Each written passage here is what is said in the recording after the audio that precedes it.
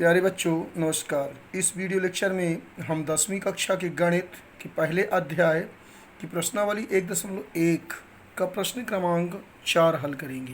प्रश्न क्रमांक 4 कहता है कि यूक्लिड विभाजन प्रमेयिका का प्रयोग करके दर्शाइए कि किसी धनात्मक पूर्णांक का वर्ग किसी पूर्णांक m के लिए 3m या 3m-1 के रूप का होता है।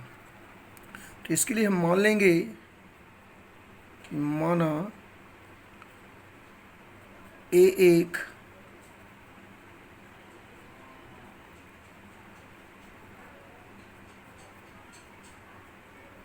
धनात्मक पूर्णांक तथा b, चूंकि m का गुणांक यहाँ पर 3 है तो b बराबर हम मान लेंगे 3।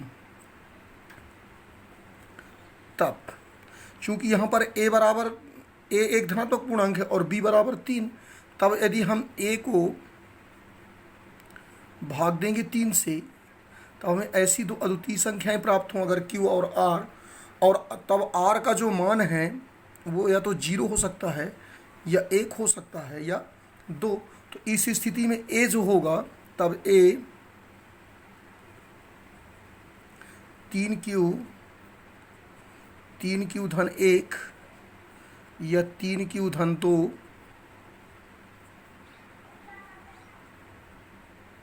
के रूप का होगा। ये रफ कार्य है।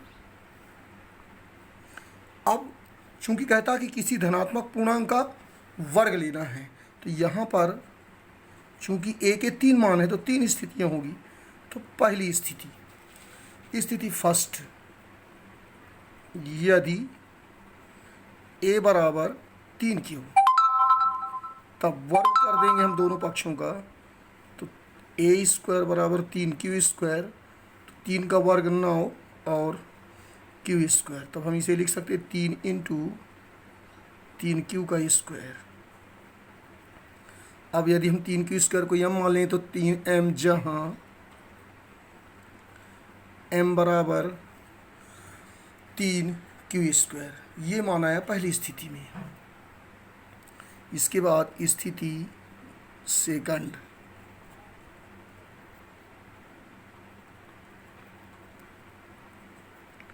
यदि a बराबर 3m-1, दूसरा 3q-1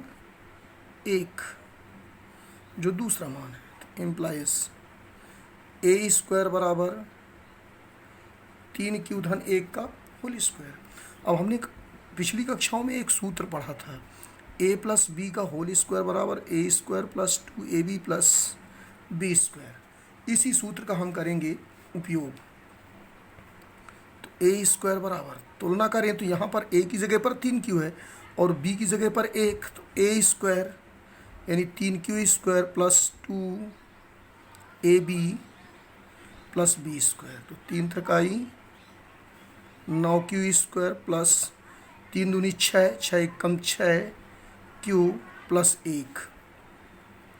इन दोनों से अगर मैं 3q कॉमन ले लूँ तो 3q बचेगा, अब प्लस 3 दूनी 6, 2 + 1।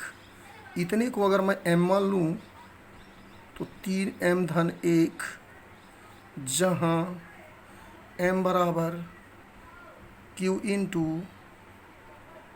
3q-2। ये हुई दूसरी स्थिति। इसके बाद स्थिति थर्ड, यदि a बराबर 3q-2 हो, तो यदि 3q-2 है तो इम्प्लाइज a² बराबर 3q-2 का स्क्वायर आएगा। अब फिर से वही सूत्र लग जाएगा, a² + 2ab + b²। तो 9q² + 3 दूनी 6, दूनी 12q और +4। हम इसे लिख सकते हैं 9q² - 12q, 4 को लिख सकते हैं 3 + 1, यदि हम इन तीनों को एक साथ ले लें, तो यदि हम तीनों को एक साथ ले लें और तीनों से हम देख रहे हैं कि 3 कॉमन है, तो 3 कॉमन ले लेंगे तो 3q² plus 4q plus 1 plus 1, इसको यम मान लें तो 3m धन 1, जहाँ m बराबर 3q² धन 4q धन 1। तो इस प्रकार हम देखते हैं कि एक धनात्मक पूर्णांक हमने a लिया, तो इस धनात्मक पूर्णांक a का जब हमने वर्ग किया तो 2 मान आए। एक तो आए, यहाँ पर आया 3m और यहाँ पर 3m धन 1 और 3m धन 2 आया। तो इस आधार पर हम कह सकते हैं कि किसी धनात्मक पूर्णांक का वर्ग 3m या 3m धन 1 के रूप का होता है। अतः किसी धनात्मक पूर्णांक का वर्ग 3m या 3m धन 1 के रूप का होता है। इसी प्रकार आपको अपनी परीक्षा कॉपी में भी करना है इस पूरे प्रश्न को। तो इस प्रकार से ये हमारा प्रश्न क्रमांक 4 हल हुआ। इसमें यदि कोई समस्या हो तो उसे कमेंट बॉक्स में अवश्य लिखें और वीडियो पसंद आने पर इसे लाइक, शेयर और सब्सक्राइब अवश्य करें।